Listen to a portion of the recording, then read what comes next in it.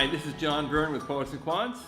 Sandy Kreisberg, the HBS guru. Indeed, we're here for another edition of Handicapping Your Elite MBA Odds. We have a really interesting candidate. He's a first-gen college student who actually joined the military at the age of 19, U.S. Army, and he joined the MP, the military police. He served in the military for 6 years before going to undergraduate school. He is now in his final year. He has a 720 GMAT. His GPA is rather low. It's 3.1 with an economics major and a minor in Mandarin, which may be really difficult, I would think. That's a surprise. Yep, we think he's about 28 or 29 years of age. And of course he wants to go to business school, and he has a wide array of schools that he's chosen to target. 720 GMAT, that helps a lot. That indeed. What we got here is an unusual case of a military guy who was not an officer, not ROTC, joined the military out of high school or even before high school, spent a long time in the military, was active in the military police, both at Fort Hood and in Afghanistan for 3 years. So he's been in a conflict zone, that's a plus. He won a lot of awards in the military. He was the first one to be promoted early to this leadership program and that leadership program. So for a guy who joined the military as a private, he had a pretty admirable military career. Then he goes to a branch of the University of Texas. He says top 20, so that's probably a community college. In Texas State. Or Texas State. Right. Mm-hmm. As I was saying to John, the GPA of 3.1 is unfortunate because that's recent. Okay, so a lot of people who went to college then joined the military and then get out of the military say, oh yeah, those low grades in college were before I went to the military and grew up. Right, I was a little immature, yeah. I should have taken my studies more seriously, right. Blah, blah, blah, right? Yeah, so the 3.1 is a tough nut to crack for this guy. And then, does he say what he wants to do? Yes, he wants to be a consultant. Big Four consulting or MBA. Mm-hmm. And his target schools, Cornell, Dartmouth, and Yale. That's round 1. Berkeley, Duke, and Michigan, round 2. And he's asking you, Sandy, how realistic are Yale and Dartmouth in particular? They're going to have to swap. He's Hispanic. We mentioned that. I don't think we did. We said he was first generation. First generation, U.S. citizen, Hispanic. So that's a certified underrepresented minority. So that's a big plus. You've got a Hispanic male with a 720 GMAT. I got a feeling that's a rare cohort. That's a good score for him. So what he's got to do at those schools is find someone. He's got to do two things. He's got to find someone who likes him, someone who really gets behind the first gen military up from private to sergeant, and then he's got to kind of pass the sniff test. You see, the guy doesn't have any anchor. He doesn't have any filter experience. That's what one of the things schools look for, even for first gen people, is have you ever attended an institution that kind of filtered you out? Okay. Now, what you could say is that the Army does that, and it certainly does. The question is, if this guy gets interviewed, is he going to present as a Army private, or is he going to present as a guy who was a leader? Is he just going to pass the sniff test at Ivy League schools or near Ivy League schools? That's the real issue. Now, one thing we don't know is where he is in his journey. In other words, Well, is he says already applying? Yeah, he says submitting my profile during my final year of Yeah, undergrad. okay. So what I was going to say is he would be a good consortium candidate. Yeah, for Would sure. help package him and get him in front of the right people. Or there's an organization called Service to Schools, which is basically military volunteers who already have an MBA who are willing to help other people who want an MBA. You can get some free and easy help from both of those organizations. If you're an active applicant, obviously it would be too late to join the consortium, but you could get some help from Service to Schools, and that might be a good idea. Yeah, they could round you out. Yeah. Because even the way he presented to us was it took a little bit to unpack it. Yep. So, okay, his question about Yale and Dartmouth, the two most highly selective.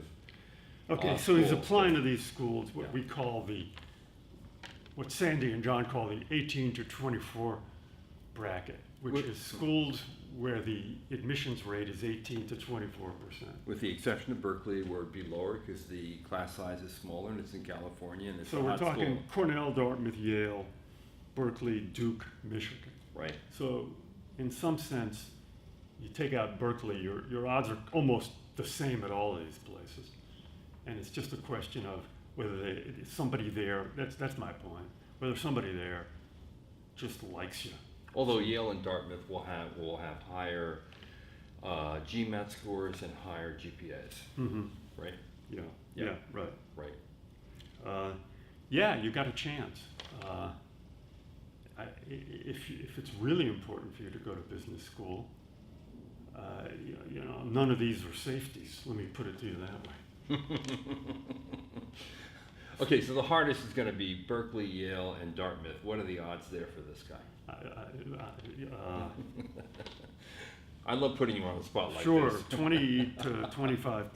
20 to 25%. And then you have Cornell, which is a great school, and if he can convince them to take Yeah, so him, the bigger that'd ones be really with- good. So the other schools within this 18 to 25 bracket of admissions percentage, the schools with lower GPA and GMATs, the odds go up. Right.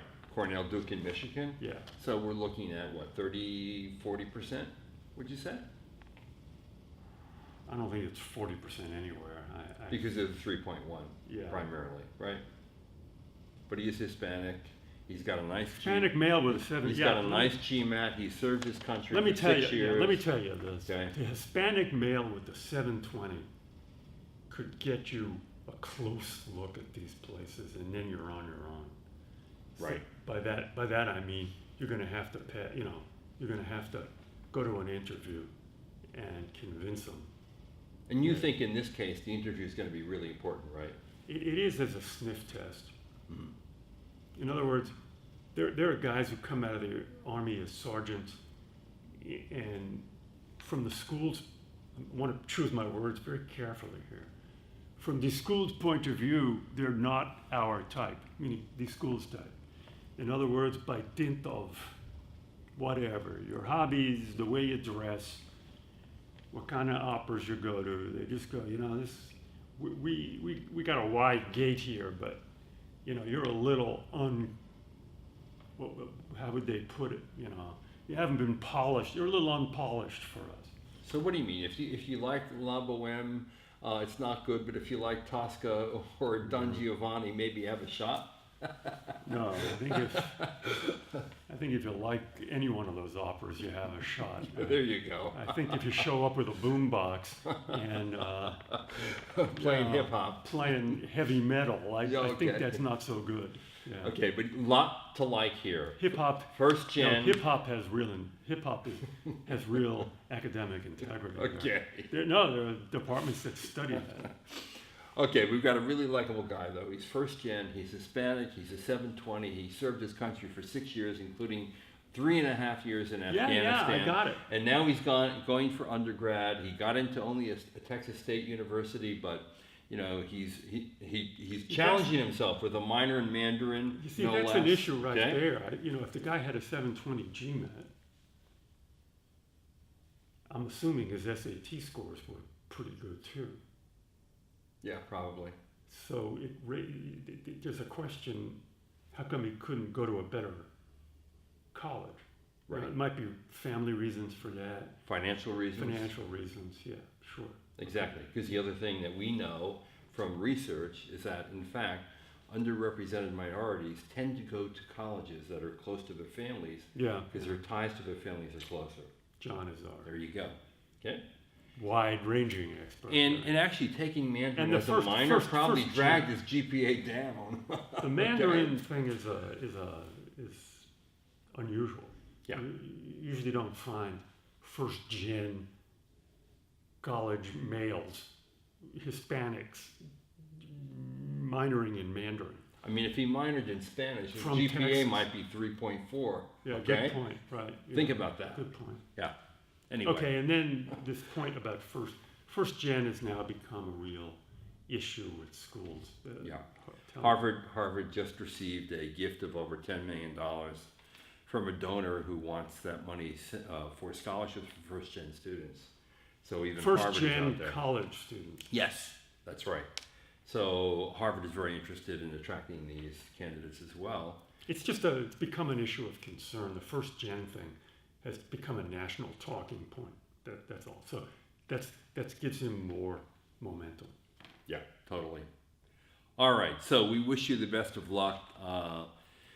We think you're going to beat the odds and get into some of these schools. I mean, one of the good things is that you've chosen a nice array of schools to apply to. I said none of right? these are safety schools. Yep. But, you Boy. know, Duke, Michigan are good bets. Cornell's a good bet for him. 720 Hispanic, 720 Yeah. GMAT Hispanic male. And he has a shot at Dartmouth in Yale.